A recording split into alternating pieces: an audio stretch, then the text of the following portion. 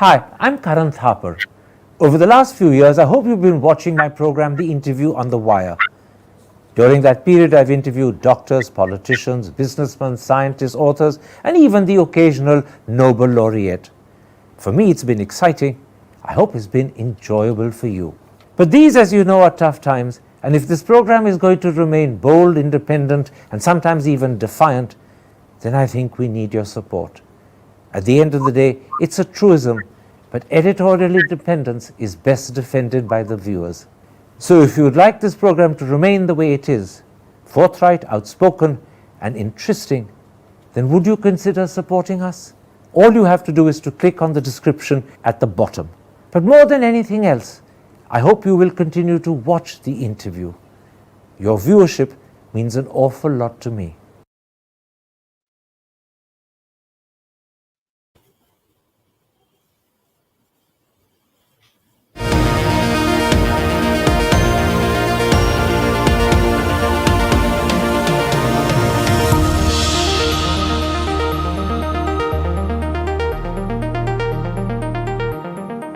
Hello and welcome to a special interview for The Wire.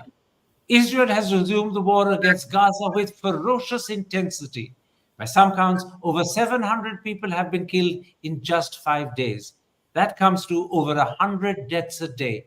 So today we ask, is Israel determined to obliterate Hamas no matter what the cost in Palestinian lives? Joining me live from Tel Aviv is Israel's former Justice Minister, Yossi Beilin. Mr. Beilin, on Friday, after a week-long truce, Israel resumed its war against Hamas with what many people consider intensified ferocity.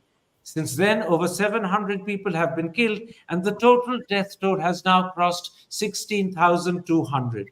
The United Nations says 1.9 million, or 83% of 2.3 million people, are internally displaced as a result of 10,000 airstrikes. And last night, Prime Minister Netanyahu said what was needed was crushing force. Consequently, Gideon Levy, writing in Haaretz on Sunday, said, and I'm quoting him, there are very grave questions that no one is raising regarding the war's horrific methods. Gaza can't take it anymore, and after the pause, human suffering is even more unbearable. So let me start by asking you, how do you view what Israel is doing? I believe that generally speaking, we are fighting a very justified war in order to prevent Hamas from returning to power in Gaza. If the leadership of Hamas today tells us that they leave the Gaza Strip and they will not govern Gaza, of course, the war will stop. So it is a matter of what happened on October the 7th, 2 months ago, was totally crazy. We cannot condone with their leadership in Gaza, which was taken by force from the PLO in 2007. The people are suffering.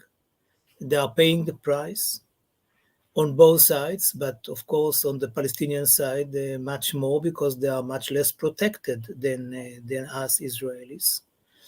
It is a very sad situation. It is a tragedy. But I think that stopping the war now and enabling the Hamas government to get back to power would be a big mistake. At the moment, Mr. Beilin, enormous pressure from America and increasingly also from Britain to reduce civilian casualties to a minimum. France and Spain have gone one step further and demanded a ceasefire.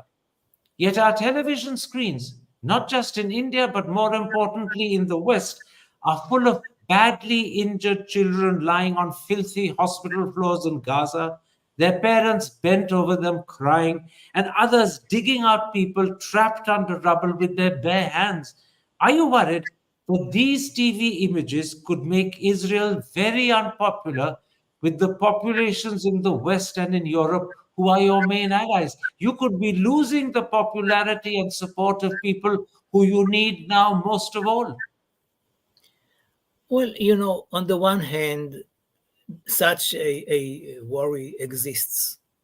and I don't dismiss it. On the other hand, knowing that this war could end very quickly, knowing that had the Palestinians, the Hamas people, agreed to release the women that they hold, only the women, that was the last Israeli demand, release the women. If they agreed to it, the ceasefire could have continued. The point is that they don't want it because the women are their last resort. They want to have it as their card. And it is a very cynical game of Hamas. So on the one hand, Israel is committed to minimize the death toll on the Palestinian side, if it refers to uninvolved people. The success of this policy is partial. As you said, their kids are killed and the innocent people are killed. And it is very, very problematic.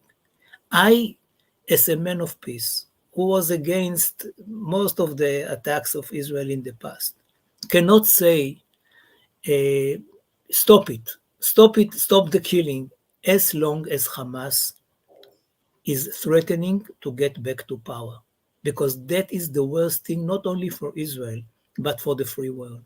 And you can't even imagine, Karan, you cannot even imagine how many calls I'm getting from friends in the Arab world who are telling me, Yossi, don't give up. Don't give up, because we cannot tolerate Hamas as we could not tolerate Daesh, ISIS, and such forces in the Muslim world, which did not want anything but to kill. Mr. Beilin, I hear what you're saying. Both the point you make that Hamas is playing politics about the sort of hostages it releases and when, and I'll come to that in a moment's time in a big way. And I also hear that there are many Arab friends of yours ringing up and saying, don't give up. But look for a moment at the people paying the cost. These are innocent civilian Palestinians, mothers, children, fathers, grandparents. These are people who are not Hamas. They are ordinary people who are paying with their lives. And listen for a moment to what Jan Egeland, the head of the Norwegian Refugee Council, told the BBC yesterday. He said, what is happening is amongst the worst assaults on any civilian politician in our time and age. In other words, nothing like this has ever happened before, he claims. He says the situation in Gaza is a total failure of our shared humanity. The price is being paid by innocent people, not by Hamas. First of all, it is paid by Hamas too. You can say that innocent people are being hurt, and what we call collateral damage is big, although Israel is trying to minimize it, as I said. But I don't have a better solution for the current situation. What happened is that on the 7th of October is something that no country should tolerate and accept. And there should be an effort to eradicate this regime, not necessarily to kill everybody who is there, but to demand that they will leave Gaza. It happened in the past. You remember what happened in '82 when we asked the PLO to leave Lebanon, and thousands of PLO activists led by Yasser Arafat left Lebanon alive and went to Tunis. Then later on, as you also know, we made peace with them. So it is not necessarily that you have to extinguish everybody who is Hamas or whatever, but you have to to create a situation in which they feel that also in order to allow their people to live normally, they have to live. But Mr. Beilin, where will they go? Egypt has shut its doors. It will not let them into the Sinai Peninsula. Jordan is equally clear. They will not allow them into Jordan. Meanwhile, and this is as important, Israeli military spokesmen have announced safe places. But the BBC has gone on record to say that you need smartphones to be able to access the QR codes. You need, in fact, the internet to be able to spot where these places are. It's impossible to go to these safe places because there's no internet to tell them where it is. And secondly, How often do you tell people to keep moving for safety? They've already moved from the north to the south. Now, within the south, you want to push them into Al Mawasi or other far corners. Is it not becoming inhuman to repeatedly tell people who have no possessions, no homes, no electricity, very little water, and very little food, keep moving, keep moving, keep moving? You know, what can I say to you? That it is wonderful, that I love it, that I like it. What I can say is that give me an alternative. And your alternative is actually to allow Hamas to return. I am not ready for that. Now, you ask me about tactics, about technicalities. You have to ask the Israeli officials, not me. I really believe that our government should be replaced by a much more moderate government, and I hope that it will happen after the war. But in the time being, if you ask me whether I justify this war, my answer will be yes. And about where should they go, I believe that Iran will be happy to welcome them. How do you know? They are their biggest supporters. If they see that they are in trouble, why shouldn't they welcome them? Well, for a start, they're not Iranian. That's why. They don't have to be Iranians. I mean, also the PLO were not Tunisians when they went to Tunis. You said, what is the alternative? The Yeah. question is, can you actually obliterate Hamas as an ideology? You No, can I decimate. know that it is impossible, Karan. Really. I mean, I'm not a stranger to this region. I'm not saying that you can kill the idea, but you can prevent them from being the government. See what happened to them. See what happened in June 2007. They took from their brethren, whom they threw from the roofs of Gaza, the leadership of Gaza, became themselves the only dictators of this place, made the citizens of Gaza lives horrible. Many of them, not all of them. There are those who support Hamas, but many of them hate Hamas. They made it impossible for them to remain there. And those who want to believe in the Hamas's ideas, whatever they are, I'm not going to obligate them. But what I can do, or what we can do, is to tell the Hamas leadership, after what you did on October the 7th, you will never become the government of Gaza again.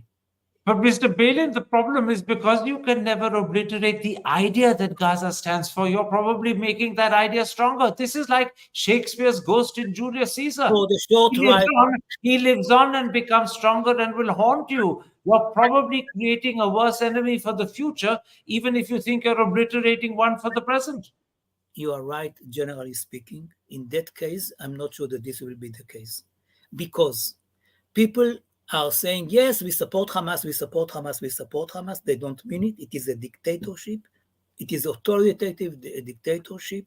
And I believe that once the leadership is not there, many of them, not all of them, many of them will be happy. And if it will be conducive to a Palestinian state, to which Hamas is against, I mean, it is a crazy world. People don't understand what is happening with them. You say to them, okay, are you ready for a two-state solution? Fine, let us have two-state solution. You will have a state in the West Bank and in Gaza, and Israel will have the rest. They say no. So they are not ready for anything but to experience. The problem with the two-state solution is that you have 750,000 Israeli That settlers who is have not totally occupied my dear. land in the West Bank. This is said by the PLO, and I know how to solve it. If you ask How do me, you solve it? I'll give Please you tell that. me, how do you solve it? Just to finish my sentence, they don't raise this question at all.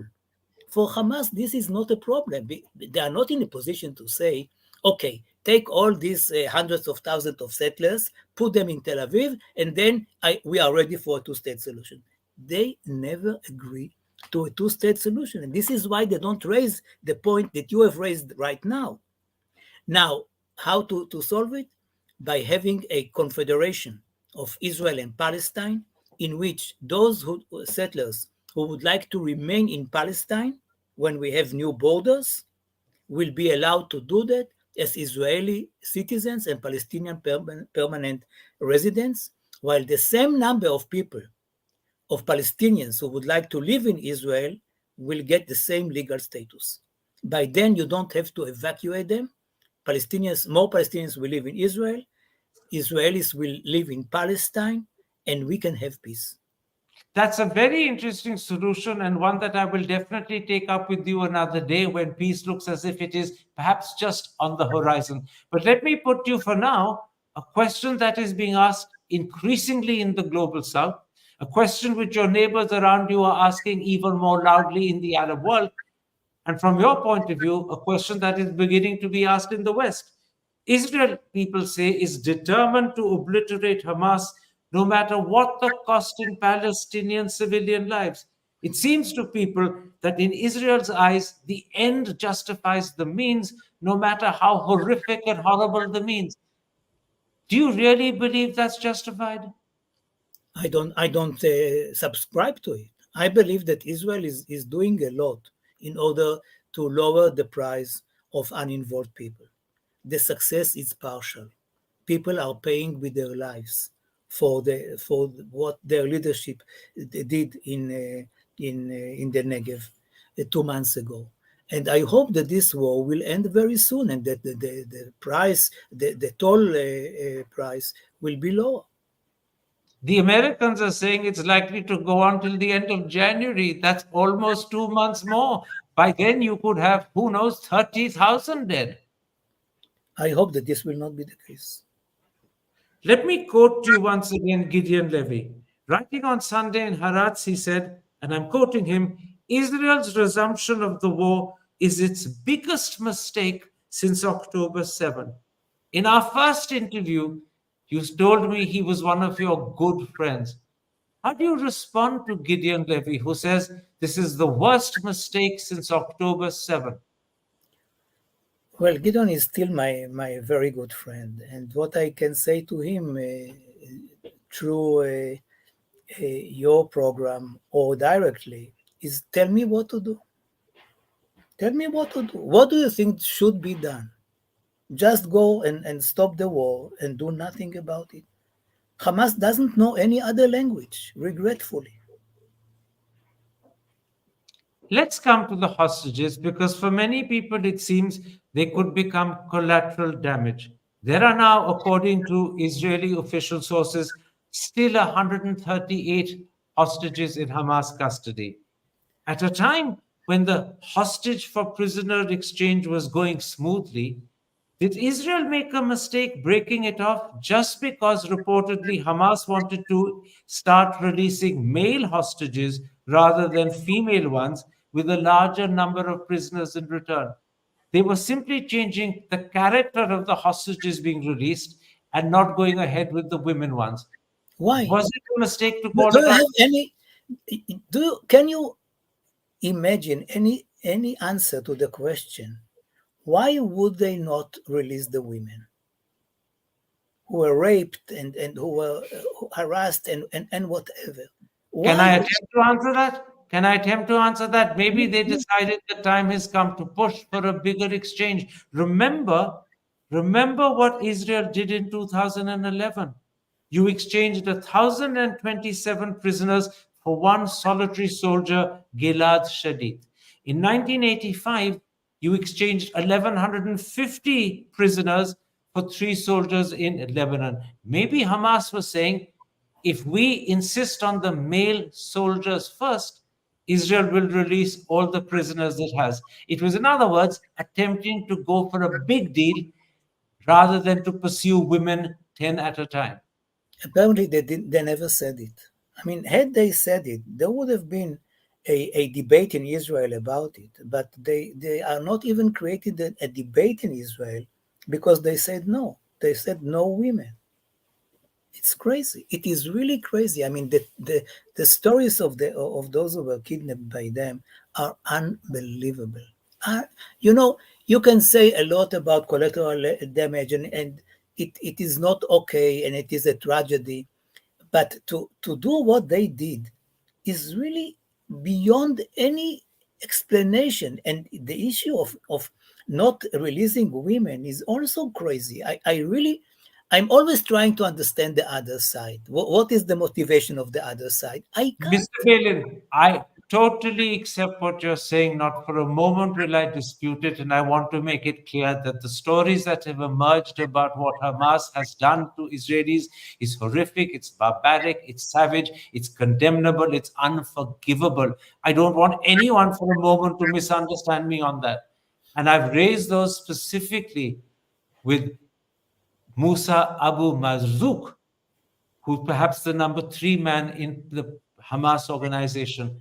But what I want to put to you is different because I'm not talking to Palestine, I'm talking to a former Israeli minister, which is why I'm not bringing up the horror of what Hamas did.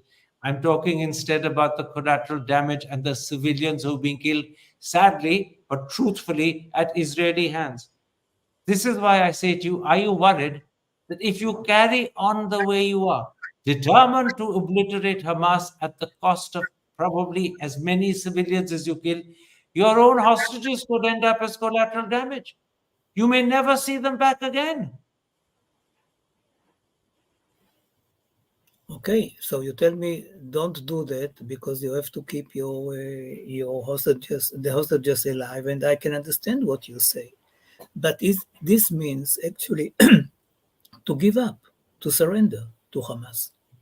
This will be crazy. If Israel surrenders to Hamas, it will have such horrible ramifications on the free world that I really hope that it will never happen. And the price is also very, very high and problematic. I agree with you. So you're prepared mentally to lose 138 hostages. I believe that this is not the case. I believe that the pressure on Hamas will allow to free the hostages and not to end their lives. But But at the moment, the pressure on Hamas. hypothetically, you say something and you ask me, what should we do? We cannot decide to lose to Hamas because of the hostages. But the price of winning could be the killing of tens and thousands of more people. Is that a price worth paying? Tens and thousands more innocent people are hostages. You return to the same point, and I'm returning to the same point. I don't suggest that Israel will stop the war. As crazy as it seems when I'm saying it, at least to myself, it is crazy for me to say something like that. But believe me, I'm thinking about it all the time. I don't see any other way out. So you are in a position where you are deeply pained because there is no alternative. This is a terrible, and I use the word cautiously, evil that has to be accepted. And you accept it with great pain and anguish. You are saying the right thing. This is exactly my feeling. Let me put this to you. There is a growing feeling, I'm sure in your country in particular, but around the world as well, that the Netanyahu government is waging the war regardless of the human and the moral costs, both because Netanyahu wants to survive as prime minister, and also because that is the price that the right will demand. And secondly, because he hopes, desperately perhaps, that this will deflect attention or even compensate for his earlier irresponsible negligence and his provocative policies. To what extent do you believe this is happening and the way it's happening is because it suits Netanyahu to do it? Netanyahu, for me, is the wrong person in the wrong place. I cannot enter into his motives, and I don't want to throw motives and to attribute motives to him. You may be right, you may be wrong. The net result, he cannot continue as a prime minister. He should not be our prime minister after the end of this war. My last question, Mr. Beilin. What do you see happening over the foreseeable future? And I'll add, I don't think the foreseeable future at the moment stretches beyond a couple of weeks because we don't know what will happen at the end of that. So, how do you see the next 2-3 weeks? Well, this is difficult for me to say. What I can say is that in the near future, what should happen and may happen is that there will be elections in Israel. There will be a center left or center government which will be ready, unlike Netanyahu, to talk with the PLO. Hamas will not be there to be the spoiler, like always, of any peace attempts. We can have an agreement with the Palestinians in about a year, I believe, a permanent agreement, a peace agreement with the Palestinians, and this will change the Middle East. But do you see the war continuing? Pardon? Do you see the war continuing for a full year?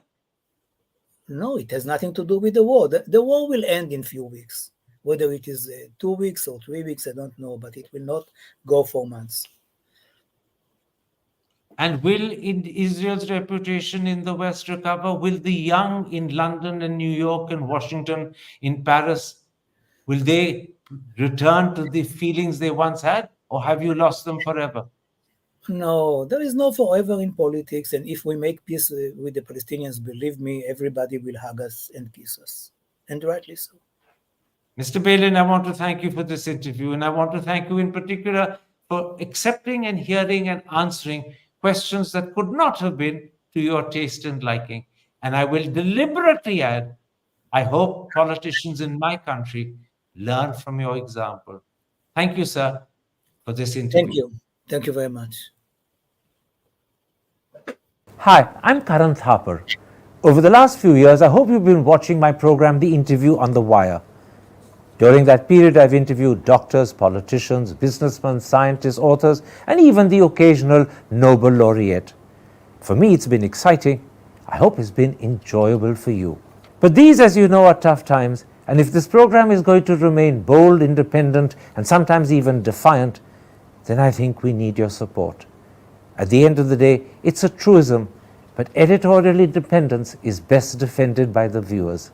So if you would like this program to remain the way it is, forthright, outspoken, and interesting, then would you consider supporting us? All you have to do is to click on the description at the bottom. But more than anything else, I hope you will continue to watch the interview. Your viewership means an awful lot to me.